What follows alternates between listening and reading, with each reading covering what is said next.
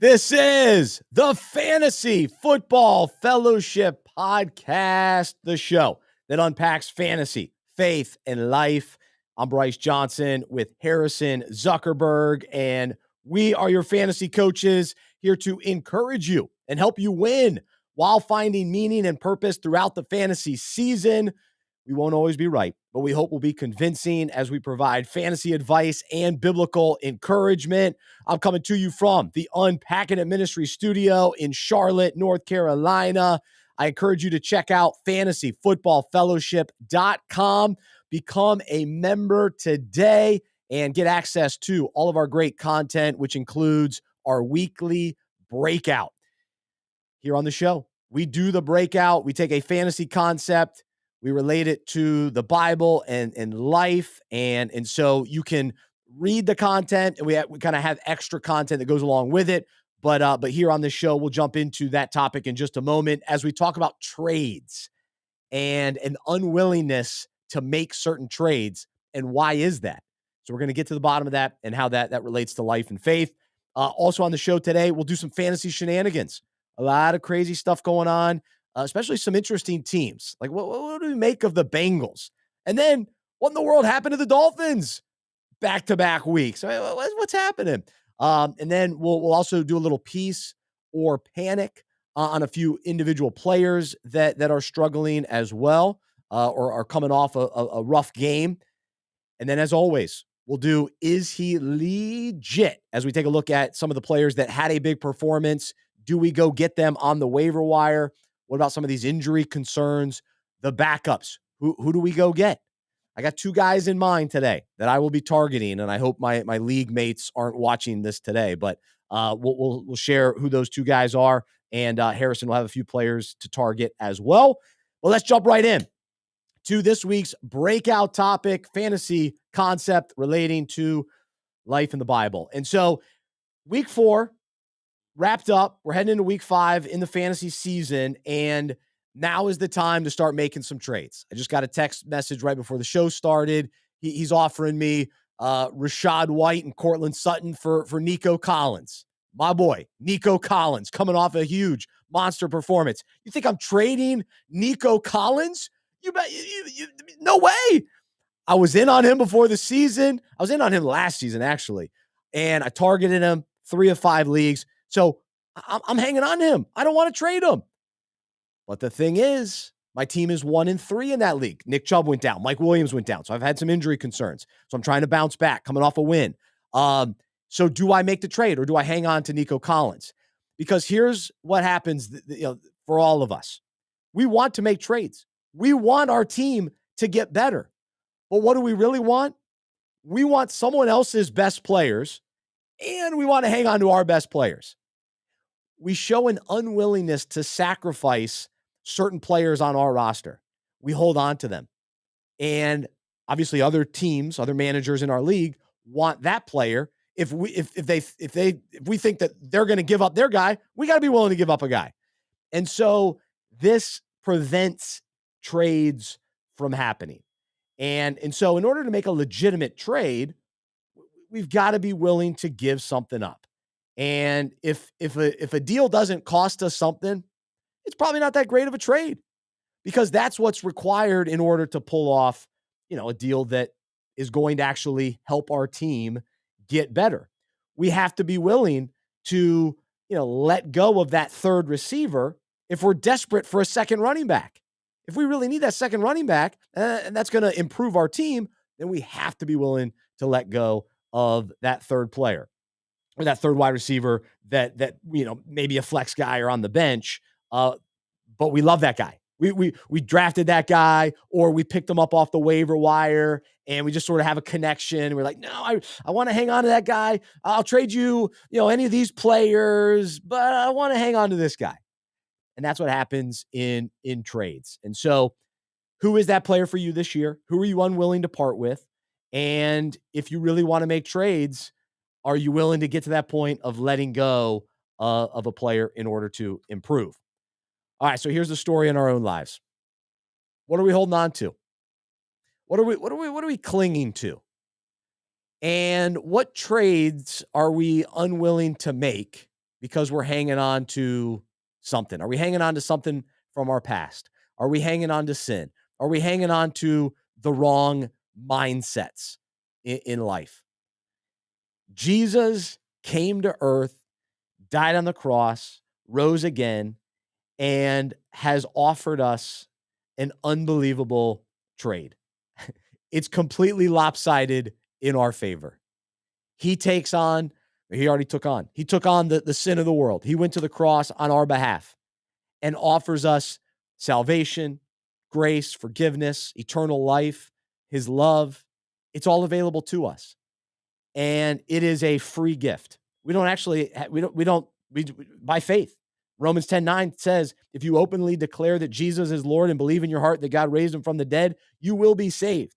So we have this unbelievable trade offer, and hopefully all of us have hit trade accepted. I'm in. And so we receive Jesus as our Lord and Savior. And so we accept that invitation. And then as we follow him, as he invites us into a life with him to be one of his followers, this is what it says in Luke 9:23 in the Bible. Jesus says, if anyone wishes to follow me as my disciple, he must deny himself, set aside selfish interests, and take up his cross daily, expressing a willingness to endure whatever may come and follow me, believing in me, conforming to my example in living, and if need be, suffering or perhaps dying because of faith in me. And so he's called us into a new life that includes sacrifice. So we do have to give up some things as we live for him, but it's absolutely worth it because he gave up everything for us. And we have him in eternal life as a free gift. But this new life that we live, it includes sacrifice. And Romans 12:1 says, this Paul writes, and so, dear brothers and sisters, I plead with you to give your bodies to God because of all he has done for you. Let them be a living and a holy sacrifice, the kind he will find acceptable. This is truly the way to worship him. So in response, in gratitude, in awe, we live for him. We follow him. We sacrifice our whatever needs to be sacrificed, whatever we have to give up to have all of him and to live for him and to obey him and to follow him. We're willing to do it because his way is best. It's the better life. His way is the best way. So going back to the fantasy analogy, why would we not give up a player to make our team better? If we have the opportunity to make our team better, let's make our team better. So in life, if there is a better way, and God is calling us to let go of our former life, to let go of our old mindsets, the sins that are, entangling us, let them go. Press forward. Keep our eyes fixed on Jesus. And that life with him is the fulfilling life, the satisfying life. And so we can't expect to, enjoy that and the fellowship if we're not, willing to give up the ways of the world. It's going to cost us something. It might cost us a relationship or a business deal or sometimes a friendship. Are we willing to give up those things in order to honor God, to obey him and follow after him? And so we don't just, add Jesus to our lives and live this, the former life. I'm going to do whatever I want and I get Jesus and I get eternal life. No, we lose that old life. It's like the fantasy manager that thinks he's going to get all the best players from someone else's team and he's going to hang on to all of his best players. No, there's sacrifice. There's a cost. There's a giving up. There's a surrender. And it's all a wonderful thing. It's not a negative thing. It's not a bad thing. We should do this with joy because of all we have in Christ. He's the answer. He's the best life. He is the life. And so Jesus says in Matthew 16:25, this is the Amplified, for whoever wishes to save his life in this world will eventually lose it through death. But whoever loses his life in this world for my sake will find it. That is life with me for all eternity. And so, again, here are some questions to consider today. What specific area are we holding on to and not willing to hand over to Jesus? And what former mindset are we struggling to let go of to live the life Jesus has called us to live? And are we willing to trade almost everything? But there's that one area of sin we just can't seem to part with because we still love it. I still want to do that. I still want to hang on to that. And God is saying, just let it go. Give it to me. Be free from that. Don't let that hold you back anymore. And so what do we need to give up today? And so let's choose to open our ears, our hands, our hearts, and willingly sacrifice anything necessary to enjoy all that God has for us. So let's trade our ways for his ways again, so we can experience the best life that's found in him. Let's stop holding on to silly things. 1 John 2:15, do not love the world of sin that opposes God and his precepts, nor the things that are in the world. If anyone loves the world, the love of the Father is not in him. And so let's love him with all our heart, soul, mind, and strength. I think we talked about that last week. And let's love him above all else. And so when we love him more than anything, everything else we're willing to let go of. We're willing to give up because we love him more. And so again, in fantasy, if we love that other player more and I'm going to go get that player on my team, it's going to make me better.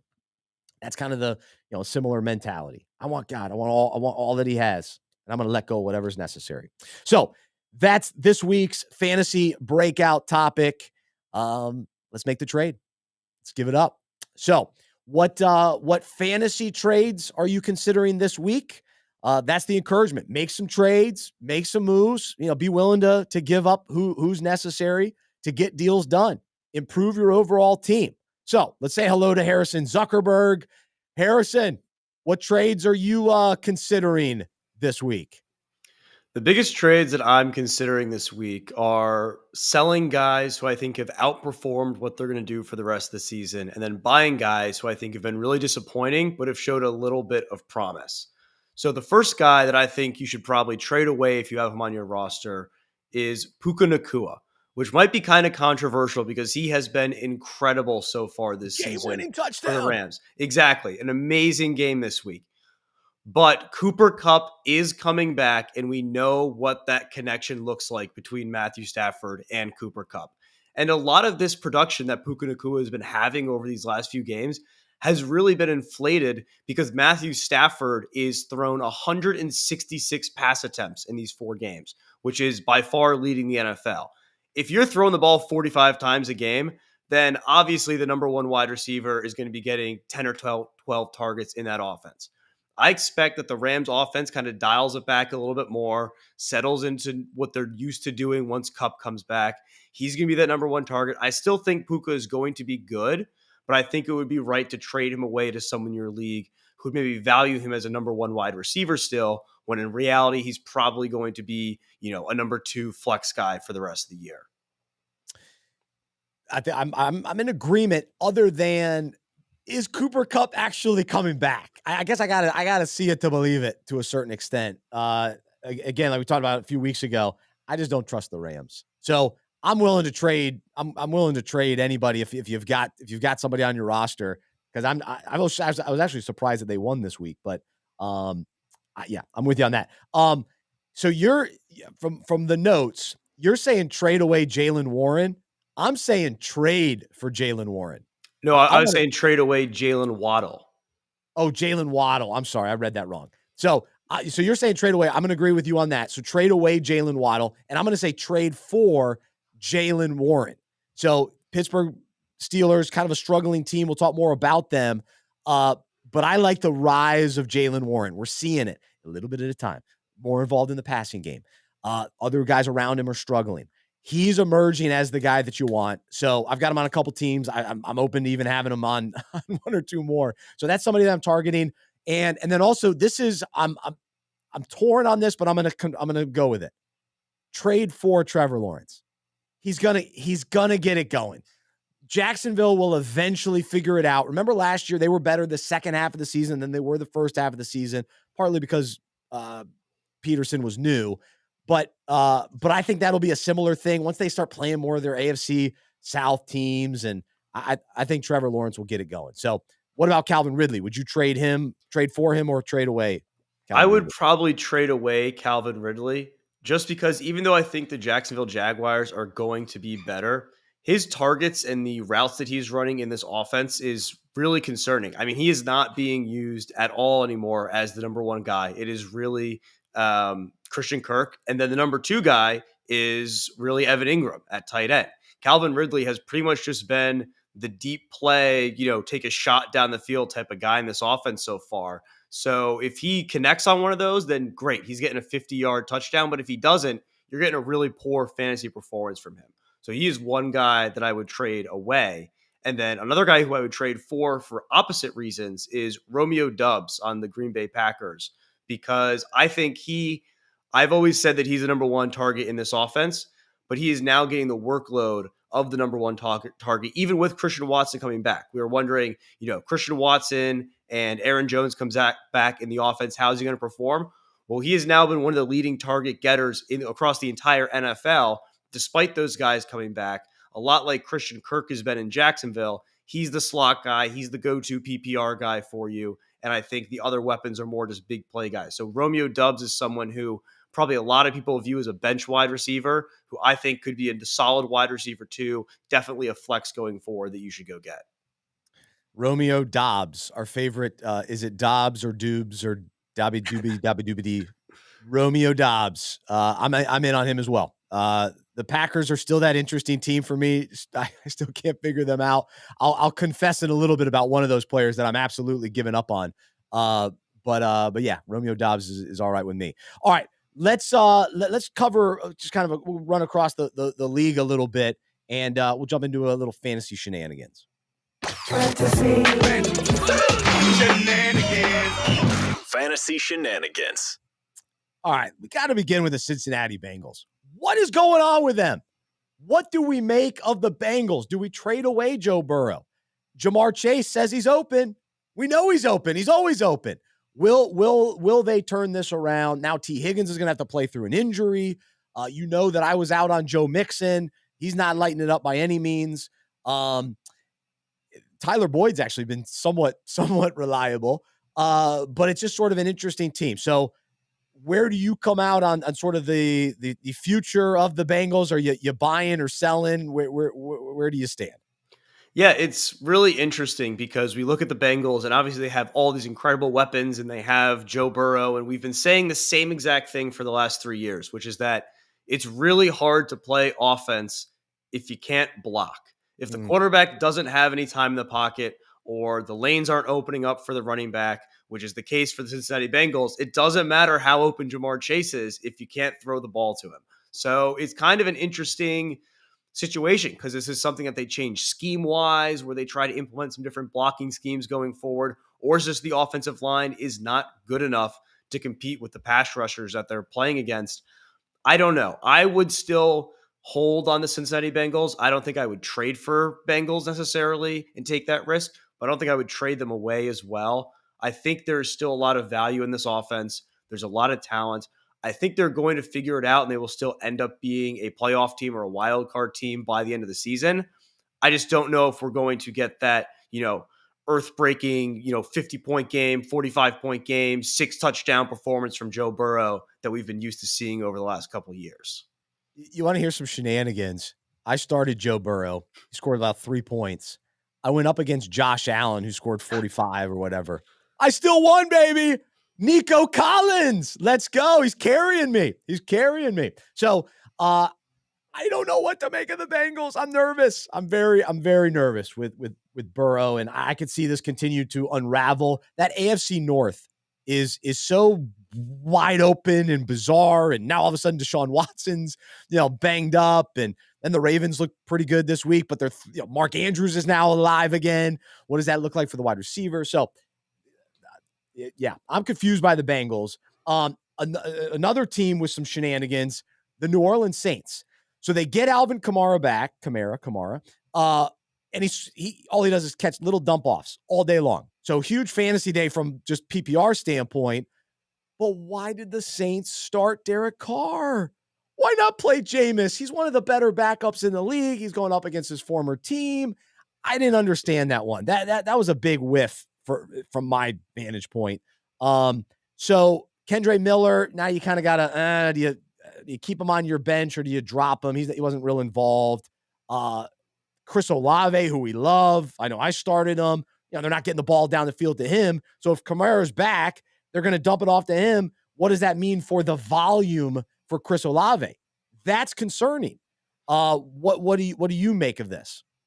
Yeah, I think it's really interesting as well because, Chris Olave last year was more of the, deep threat stretch the field guy when Kamara was healthy in the offense.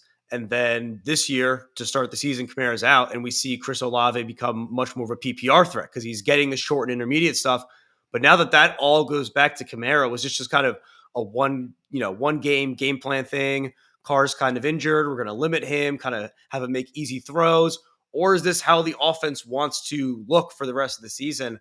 I'm not completely sure, so I don't really know what to do with them either, which kind of what happens with Fanny shenanigans a lot of the time. I think it's definitely going to take a few more weeks to sort out, okay, Kamara's role in the offense, is this going to be an every week sort of thing, or is it just a one game sort of thing? Maybe they thought they had a matchup they could exploit against, Tampa Bay's linebackers and getting Kamara in space. Maybe they'll move on from it going forward.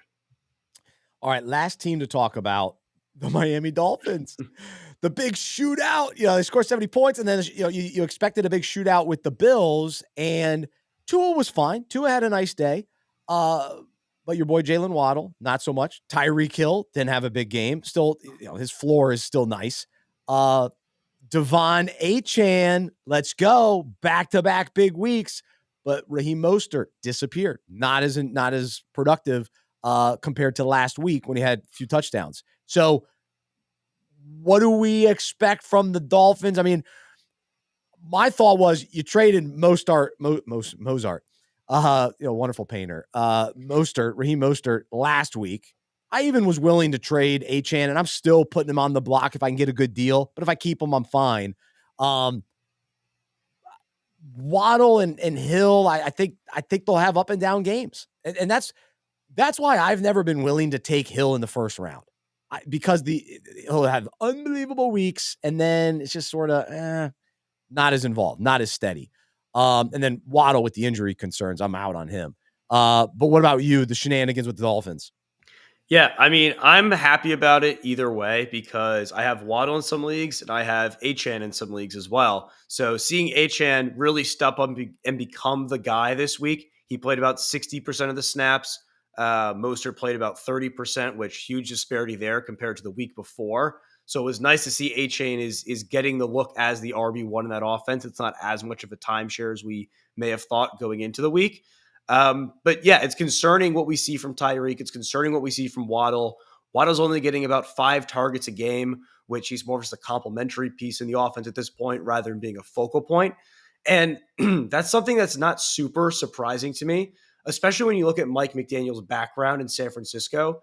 He came from an offense that loves to run the ball, loves to feature the running backs in the offense and get the ball in their hands in space, and never really was a heavy, 2 wide receiver scheme. We didn't really see Ayuk break out until this year. He was always kind of just another guy with Debo. So I don't really think this is anything crazy that we're seeing from them.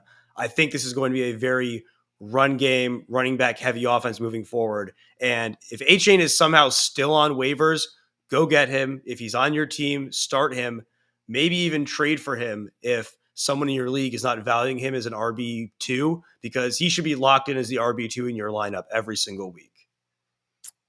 All right, there we go. So let's jump into a little accountability and confession. And let me begin. I'm a little derailed because I was looking at the comments, Harrison. So sorry, I faded out at the end because I realized. Well, Shannon made me realize that I said Mozart. I said it was a painter. I mean, how embarrassing. I mean, come on, be a little cultured, Bryce. Come on, get your head out of the fantasy world and respect the wonderful musician, right? Piano, I guess he's classical musician. Is that what we're dealing with? So there you go. It's funny. I think I got somebody sent me a trade request and said, "Hey, I'll trade you Mozart." So that's why it was on my mind too. But anyway, let's do a little accountability confession. So I already made a mistake there. And confess that I wasn't listening there at the end, Harrison. So sorry for that. But I think we're on the same page with Achane. All right. So here's where a couple guys I've whiffed on this year. So 2 guys that I did not draft, but I felt good about. I just kind of missed out on them. Jerry Jeudy. He hasn't done anything yet with the Broncos, and they're actually putting up decent points. I mean, Russell's looking better. He had a wonderful week from a quarterback standpoint. They got the win against your Bears. Sorry. But Jeudy, not so much. So I'm wrong there. And then Brandon Cooks in Dallas. I was all excited about him being their number 2 guy. And he just doesn't seem like he's real involved in that offense. And now Michael Gallup might be more involved, and Ferguson at the tight end position more involved. So I was wrong there. And then I'm finally going to do it. I'm releasing AJ Dillon. He is no longer going to be on a team of mine. This has been a 3-year process. I think I've hung on more than a lot of the fantasy community that sort of moved on. Now is the time. So I apologize for waiting as long as I have, but Dillon getting those opportunities as the starter didn't live up to it. He's done. And then also, I was all excited about this Sean Tucker, the rookie running back in Tampa Bay. He still may be fine later in the year, and maybe he'll get an opportunity if Rachaad White gets injured. But I think at this point, I've got to move on. I'm going to drop him. So he hasn't done anything yet. I had hoped that by this point, we'd at least see him out there getting some carries. Even Keyshawn Vaughn. Keyshawn Vaughn, yep. Keyshawn Vaughn got like 9 carries for Tampa Bay ahead of him. So I'm out on him. All right, where do you need to confess and have some accountability? First step of accountability is just going into the Pittsburgh Steelers offense, because that was something that both of us going into the season were very high on, and they have not performed thus far into the year. Pat Freiermuth has been a huge letdown, who was someone who I thought was going to be a breakout tight end. Now injured. Now injured as well. George Pickens, someone who we saw flashes from and we saw one incredible game from, has now become sort of a letdown as well. And I don't think things are going to get much better for the Pittsburgh Steelers. I saw 2 interesting stats, and the first one was they have gone 3 and out on 58% of their drives, which is crazy considering the league average is 34%. So almost double the league average. And then they have only reached the red zone twice the entire season. And now Kenny Pickett is injured as well. Freiermuth is injured. Like, I think every player on Pittsburgh is just not really that valuable going forward. I don't know what's going on with them. There was so much promise going into the season, but I have to have accountability there and say I'm probably either going to drop or look to trade away or do something with all of my Pittsburgh players. Yeah, Pickens, big letdown this week. I actually had some huge points on the bench instead of and I started Pickens. So that was disappointing. All right, let's run through quickly some peace or panic on a couple players that have underachieved lately. How about Zay Flowers? Bursts onto the scene week 1. He's going to be the number 1 wide receiver in Baltimore. I'm going to panic. I'm going to panic because maybe the reality is there just isn't going to be a number 1 receiver that we can count on every week in fantasy with the Ravens. It is what it is. That's what the Ravens are. That's Lamar Jackson. So as talented as Flowers may be and as great as he'll be some weeks, maybe during the bye weeks, you put him in there, you get lucky and you hit on the right week. But this idea that he's going to be this marquee guy, I'm panicked. I'm out on that. I'm not going to be starting him anymore with confidence. Maybe a flex spot here or there. But what about you? I completely agree. Mark Andrews is the number 1 receiver there. Same thing with the Kansas City Chiefs. You're going to get some breakout games from Zay Flowers here and there. Okay. He's going to catch a deep ball. He's going to make a couple guys miss. But yeah, he's really not worth a weekly start. Definitely keep him on your team. I wouldn't say drop him. He's certainly a flex play depending on the matchup he has, but he's definitely not a locked-in wide receiver 2 or 1 in your team. Another week 1 darling that has changed minds, Breece Hall. Breece Hall and the Jets. I mean, the Jets offense was better, but Breece Hall, less than 10 points each week since week 1. Are you panicking, or do you have peace with him? I am going to panic with Breece Hall, also because Zach Wilson looked good this week. So I think he has given the Jets a false sense of confidence that he can maybe be the guy going forward. If the Jets were going to make a trade or maybe sign someone, then I would be a little bit higher on Breece Hall because, you know, if you bring in an old quarterback, they love to dump down the ball and get him those receptions in space. Zach Wilson, not as much. So yeah, I was not super high on Breece Hall going into the season just because of the injury concerns and the timeshare with Dalvin Cook. And now that the offense is not going to be elite, having a timeshare or, you know, not getting in the red zone is really not going to help his fantasy value anymore. So I am panicking with him. All right, here I got a piece answer for you. Jahmyr Gibbs. I still love him. I think he's great. I understand David Montgomery came back for a monster game, and there's some fantasy shenanigans because not everybody had him in their starting lineup this past week. 40 points sitting on the bench. But he was back healthy, looked good, and wasn't as Gibbs was not as involved with Montgomery being back. However, the talent is still there. The need for the Lions is still there. They still need that type of back in their offense.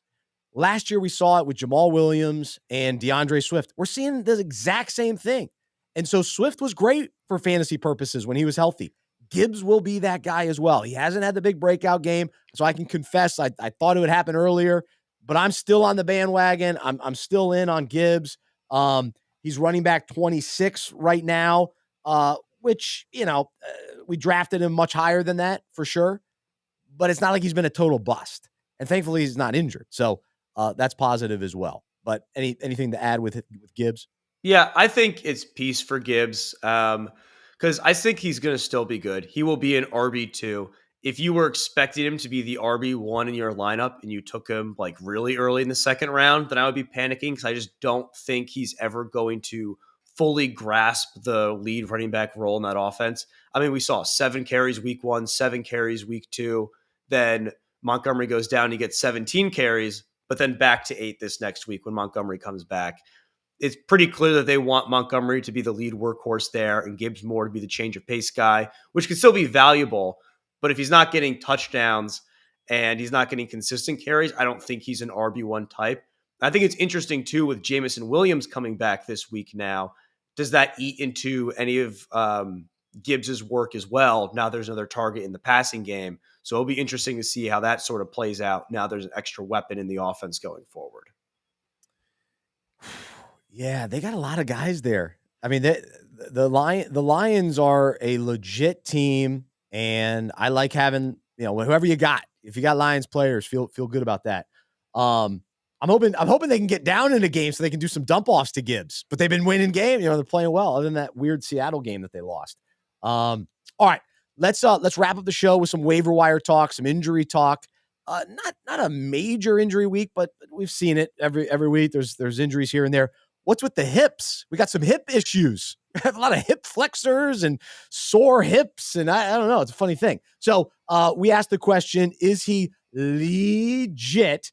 And Harrison tells us if different players are legit. We also have a new sound drop this week that we'll throw out there as well as we talk about a couple of these players. So let's start with just some random guys that got involved this week that we need to familiarize ourselves with.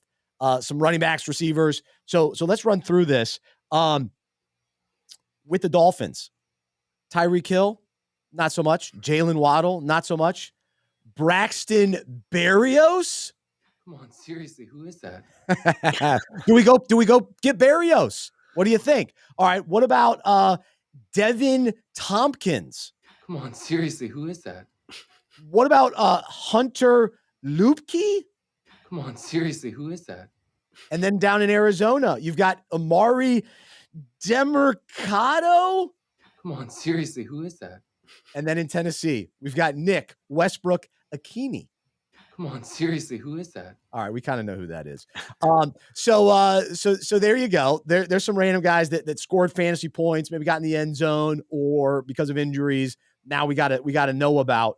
Also, kind of a deep dive. I'm stealing this from another fantasy expert, but Keaton Mitchell, running back in Baltimore. I was reading on Sports Illustrated, and that name jumped out to me because we're still kind of wondering what that run game's, what's going to take place in Baltimore. And every once in a while, somebody will kind of emerge and be the guy. Could that be Keaton Mitchell? And again, come on, seriously, who is that? Yeah, he might be okay. So, all right, who you targeting on the waiver wire? And don't say my top 2 names on the top of this list because I will get to them in a moment. But of the guys I've mentioned, Harrison, any interest in those guys?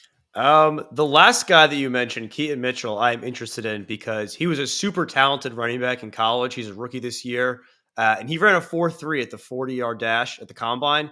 So he's got the speed, he's got the explosiveness. Like we saw with Devon Achane last 2 weeks, he gets a hole, he can hit a home run and then kind of play his way to a lead running back role in an offense. So I think he's definitely worth a pickup. I'm looking at Tyler Boyd this week if he's available with the T. Higgins injury. I think he could provide some value in PPR there. Jake Ferguson is a name that you mentioned before, and I think he is someone that has to be rostered and probably started in pretty much every fantasy league. He's a tight end 8 on the season right now. He's 7th in the NFL in tight end targets. He's being involved in the offense every single week. And that's even with Dallas not having to do much on offense because their defense has been so incredible. I mean, we saw Dalton Schultz do this the last couple of years with Dallas. Dallas likes to feature the tight end. So I think he's just the next guy in line. He is going to be probably a top 12 startable tight end for the rest of the season. So I would definitely go get Jake Ferguson. And then one more name. If Mike Evans is out, I think rookie Trey Palmer on the Tampa Bay Buccaneers could be an interesting name. At the beginning of the season, we avoided every one of the Bucs because we thought they were going to be horrible, but they're actually playing well now. So if Trey Palmer, who has already caught a couple touchdowns this year, slides into the number 2 receiver role, he could possibly be a flex play going forward, depending on how long Mike Evans is out. All right, good stuff. So the 2 names that you're probably thinking, wait, you haven't mentioned them yet. These are the 2 guys that I will be targeting this week. And the first one is Jaleel McLaughlin. Come on, seriously, who is that? He is the 3rd string running back in Denver. And Javonte Williams is banged up with this hip flexor. We don't know exactly what he might actually play this week, or he might be out, a little bit of time. But let's face it, all the hype was surrounding McLaughlin. And I think this is a Sean Payton guy versus Javonte Williams already being there. And Javonte hasn't, done a lot yet. So he hasn't emerged like we had maybe hoped. But again, he's coming back from that big injury and, was out all last year. But McLaughlin is fresh. He's young. He got into the end zone this past week. How much you spend on the FOB, how much I spend this week is up in the air because I'm almost willing to go all in on him, but he also might not play as much right now because if Javante's there and then it's P. Ryan is also there, it's a little messy, but I think we have to take him seriously. So I'm in on him.